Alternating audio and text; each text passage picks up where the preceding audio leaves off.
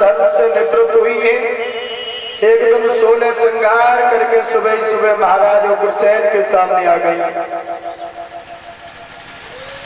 महाराज वैसे तो अपनी प्राण प्रिया को देखते थे, लेकिन महाराज ने उस दिन देखा। महाराज पूछने लगे, देवी हमें लगता है आज सुबह ही सुबह स्नान ध्यान करके श्रृंगार करके कहीं जा रही हो क्या? रानी कहने लगी, हाँ भैया, बहुत दिन हो गए घर में बैठे बैठे, मन नहीं लग रहा है। मेरी इच्छा है आप मेरे साथ चलो, आज हम वन में भ्रमण कर आए, वन में रह रहे संत महात्मा के दर्शन कर आए। महाराज उग्रसेन कहने लगे, देवी अभी हमारे पास समय नहीं, कल के मुकदमा बहुत अधूरे पड़े हैं। एक काम करो, मैं तुम्हें जाने से नहीं रोकूंगा, तुम रथ ले जाओ और अपनी सहेलियों को साथ ले जाओ और शाम तक वन विहार करके लौट के आ जाओ। वही हुआ। रानी ने सहेलियों को साथ लिया, महाराज की आज्ञा मिल गई और सहेलियों को साथ लेकर के रानी रथ पे सवार होकर के जंगल में निकल गई। बस जंगल में तो महारानी का रथ पहुंचा है, वो हरी हरी फुलवारी को महारानी की आंखें आलिंगन करने लगी। ठंडी ठंडी हवाएं चल रही है, तो महारानी का दुपट्टा हवा में लहराने लगा।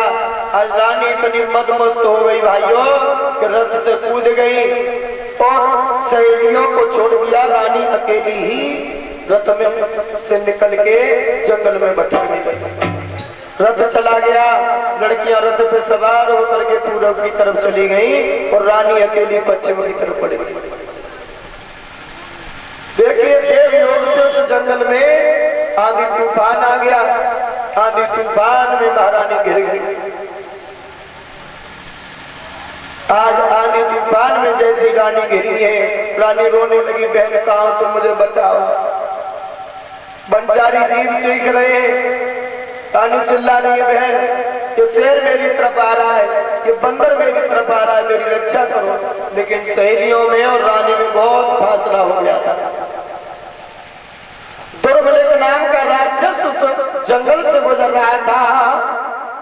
उस राक्षस ने देखा एक सुंदर युवती को, उसके मन में वासना आ गई और सोचने लगा आज भगवान ने ये ऊर की परी हमारे लिए भेजी है। ये मायावी राक्षस का भेष बदल के महारानी पवन रेखा के सामने आ गया और दहाड़ता हुआ बोला, बबर शेर की पत्नी होकर के जंगली शेरों से डर गई तुम? वो देखो महारानी ने देखो वो ना समझी कि मेरे पिया नहीं।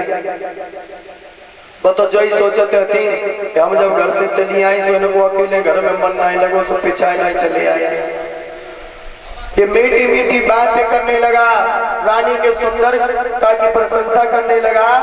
देवी आज मैं चंपा नरगिस से ये बाजी लगा करके आया हूँ तो तुम मेरी प्रिया से ज्यादा सुंदर नहीं हो। एक बात और बताएं, छल कैसे हो जाता है देखिए। महारानी नहीं समझी कि ये मेरे पिया नहीं है और वो मिठबोला मीठी मीठी बातों में रानी को फंसाने लगा और बोला रानी घबराओ नहीं,